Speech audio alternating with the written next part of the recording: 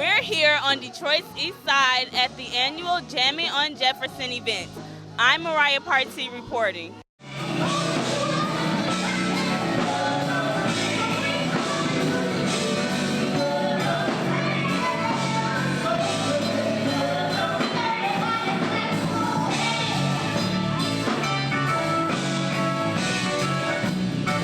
Jazzin on Jefferson first shut down the streets in 2004 to bring jazz, blues, foods, arts and crafts, and other activities to Detroit's Lower East Side. Since that time, it has grown to a 2-day-long event that draws over 18,000 people. This event brings the community together to celebrate the rich history of the neighborhood and highlight the work that is being done to create its future. Jazzin on Jefferson features a number of local and national artists, including YNN reporters Morgan and Kendall Levant performing with KDJ Trio.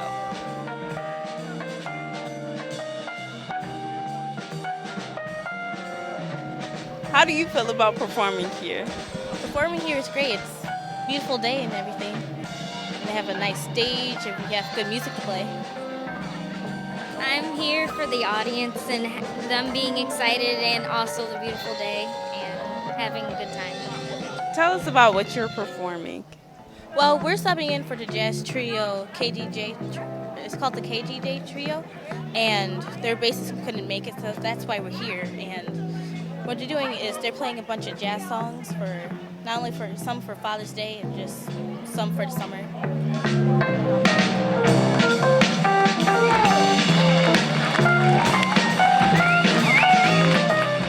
Jazzin on Jefferson is produced by the Jefferson East Business Association, a 501c3 nonprofit dedicated to revitalizing the residential and commercial area along East Jefferson Avenue.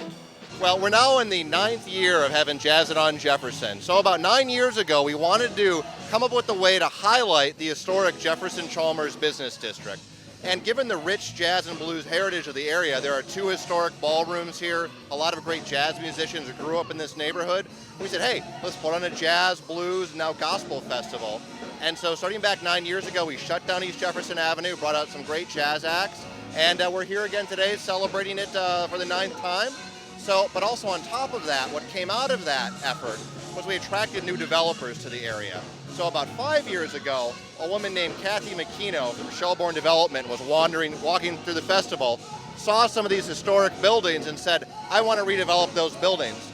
Now what we have is the Chalmers Square project is coming online, renovation of 3 historic apartment buildings with 47 new apartment units and 17,000 square feet of new retail space. Funds raised through Jazzin on Jefferson will support the economic and community development services, particularly the Clean Jefferson and Safe Jefferson initiatives. These vital services are helping to rebuild East Jefferson into a cleaner, safer, more sustainable, and viable place to live, work, and invest. On one level, we're supporting the great arts and culture scene here in the city, giving a lot of employment opportunities to established artists and also up-and-coming jazz, blues, and gospel artists. But on top of that, as I mentioned, what this led to was a renovation of some key buildings. So the Chalmers Square project represents a $7 million investment right here on East Jefferson Avenue. On top of that, because of this project and other things we've done like helping with new facades, we've been able to track over 15 new businesses over the last 5 years to move onto the East Jefferson area, representing total investment of close to $5 million. So not to mention that each year we get about 15 to 20,000 people coming down that are spending money and staying in hotels. So what we really view this as is how do you use festivals as an economic development tool? As we've proven over the last 9 years, Jazzin on Jefferson has been a great way to spur investment on Detroit's Lower East Side. To learn more about the Jefferson Business Association, visit www.jeffersoneast.org or call 313-331-7939. I'm Mariah Partee from the YNN Logan Network.